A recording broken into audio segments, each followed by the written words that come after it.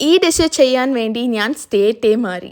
ഇനി എൻ്റെ നാട് കേരള, എൻ്റെ മദർ ടങ് മലയാളം, എൻ്റെ നടനം കഥകളി, എൻ്റെ ഫെസ്റ്റിവൽ ഓണം. நம்ம கேரளாவில் நம்ம கொழுக்கட்டைக்கு சிமிலராக வாழலையில் வேக வச்சு செய்கிற டிஷ் தாங்க இலை அடை. ஆல்ரெடி டேஸ்ட்டாக இருக்கிற இலை அடைக்கு மேலும் சிறப்பை கூட்டுறதுக்கு நம்ம எல்லாருக்கும் பிடிச்ச முக்கணிகளில் ஒன்றான பலாப்பழம் வச்சு பண்ண போகிறோம். வாங்க பலாப்பழ இலை அடை எப்படி பண்ணுறதுன்னு பார்க்கலாம். அதுக்கு 1.5 கப் அரிசி மாவு, 1/2 டீஸ்பூன் உப்பு, கூட 1 டேபிள் ஸ்பூன் நல்லெண்ணெய் சேர்த்துக்கோங்க. நல்லா கொதிக்கிற சுடு தண்ணியில் கொஞ்சம் கொஞ்சமாக ஆட் பண்ணி கைவிடாமல் மிக்ஸ் பண்ணிக்கோங்க.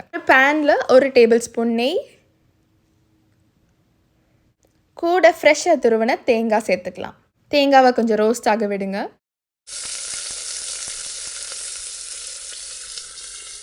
இப்போ நம்ம வேக வச்ச கடலைப்பருப்பை சேர்த்துக்கலாம்.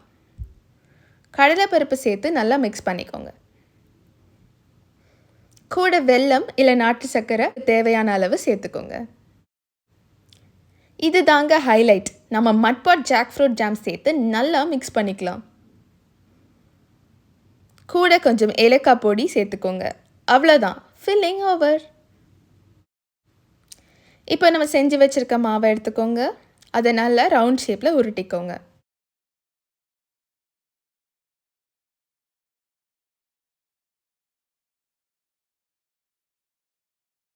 வாழலையில் அதை வச்சு நல்லா ஸ்ப்ரெட் பண்ணிக்கோங்க.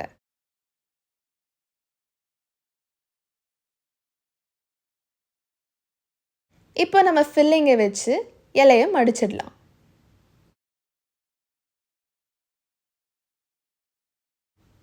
இப்போ அதை ஒரு 10 நிமிஷம் வேக வச்சு எடுத்துக்கலாம்.